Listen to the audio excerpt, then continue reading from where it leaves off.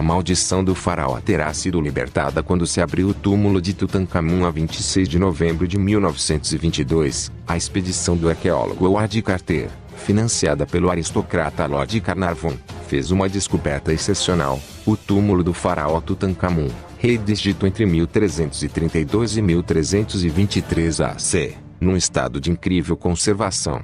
Goiás News Notícias. Sem mais delongas, vamos para notícia ao lado da múmia. Numa câmara pequena para alguém da sua categoria, foram encontrados 5.398 objetos, incluindo um caixão dourado, uma máscara funerária dourada, tronos, arcos, trombetas, baús, joias, vinho, comida, sandálias, roupa íntima de linho e um punhal.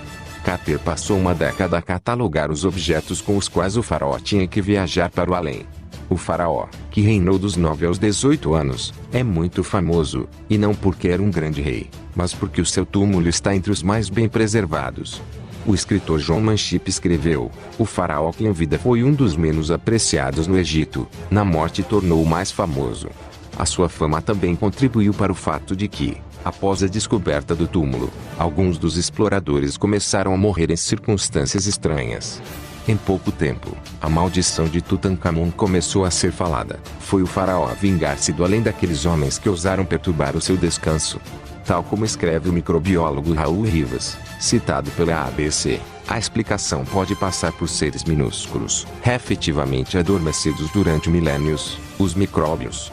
Poucos meses após a abertura da Câmara Real, ocorreu uma série de mortes em circunstâncias inexplicáveis de pessoas ligadas à exumação do túmulo, escreve Rivas. Esses eventos alimentaram a imaginação da imprensa, que transmitiu a ideia de que as mortes estranhas foram uma consequência da profanação do túmulo. O boato espalhou-se como fogo. Personalidades como Sir Arthur Conan Doyle contribuíram para a propagação da crença de que, de facto, uma terrível maldição da vida após a morte estava a matar os investigadores. Os jornais ingleses chegaram a atribuir até 30 mortes à maldição do faraó. Entre eles, destaca o próprio Lord Carnarvon, patrono da expedição. O aristocrata morreu de pneumonia no Hotel Savoy Continental no Cairo a 5 de abril de 1923, 4 meses depois de abrir o túmulo. Depois veio a morte de outras pessoas que profanaram o túmulo ou que participaram no movimento dos utensílios ou restos mortais do faraó. Em setembro de 1923, o irmão de Carnarvon, Aubrey Herbert, morreu e, mais tarde, Sir Archibald Douglas Reid, encarregado de radiografar a múmia. Pouco depois morreu Arthur Massey, um dos que abriram a Câmara Real com Howard Carter, em circunstâncias não esclarecidas. Mais tarde, o magnata ferroviário George J. Gould, também presente na abertura do túmulo, morreu de pneumonia. Richard Bethel, secretário de Carter, morreu em 1929. O pai e a esposa de Bethel cometeram suicídio. Albili Coy, do Museu Metropolitano de Nova York, morreu de ataque cardíaco e o egiptólogo George Benedict morreu numa queda no Vale dos Reis. Para fechar o círculo de mortes, os diretores do Departamento de Antiguidades do Museu do Cairo, que intervieram nas exposições dos restos mortais do faraó em Paris e Londres, morreram de 2 hemorragias cerebrais. Apesar de tudo, como lembra Raul Rivas, Howard Carter sempre rejeitou a teoria da maldição. Para todos que a insinuaram, respondeu: todo espírito de compreensão inteligente está ausente dessas ideias estúpidas. Estudos posteriores revelaram que das 58 pessoas que estavam presentes durante a abertura do túmulo e do sarcófago, apenas 8 morreram dentro de 12 anos. O que matou o Lord Carnarvon. Além disso, outros que estavam no túmulo não morreram até muitas décadas depois. O principal arqueólogo, Howard Carter, não morreu até 1939, sofrendo de um linfoma, com 64 anos. Os últimos a morrer foram Lady Evelyn Herbert, filha de Lord Carnarvon, que morreu em 1980, e o arqueólogo J. Hawking Naman, em 1961. A história começou com a morte de Lord Carnarvon, semanas após a abertura do túmulo.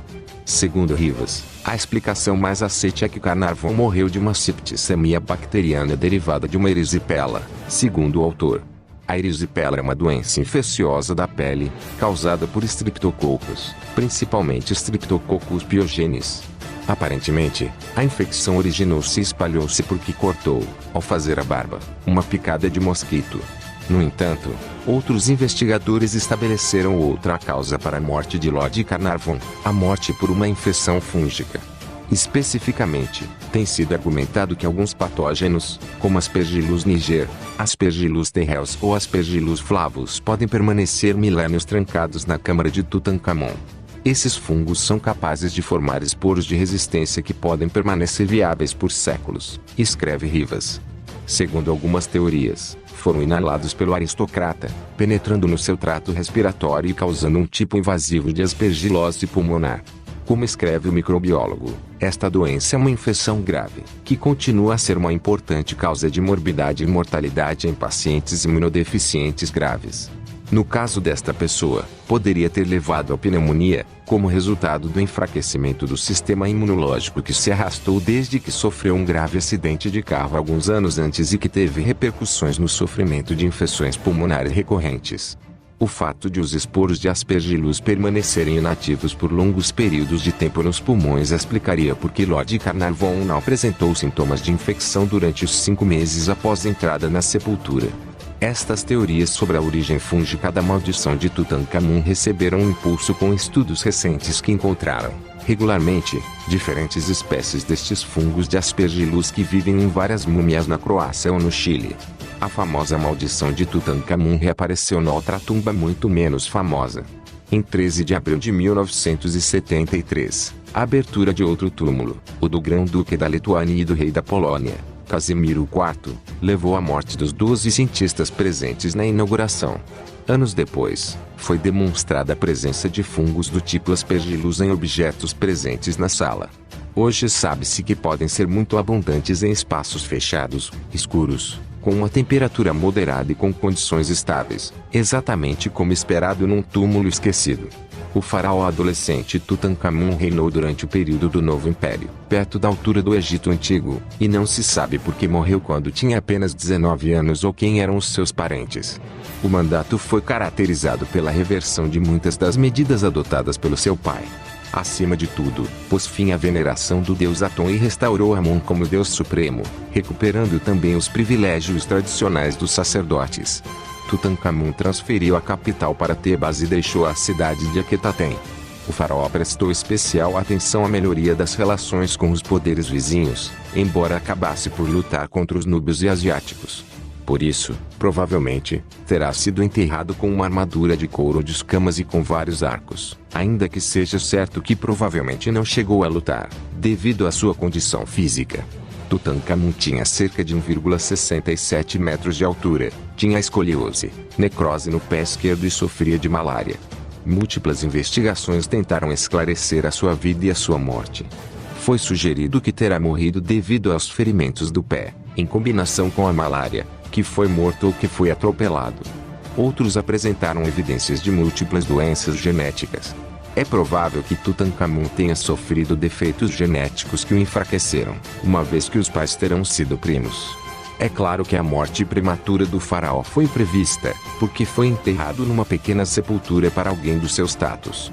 Atualmente, a múmia de Tutankhamon repousa no Vale dos Reis, num sarcófago de vidro selado e submetido a um ambiente controlado, sob o olhar atento de centenas de turistas.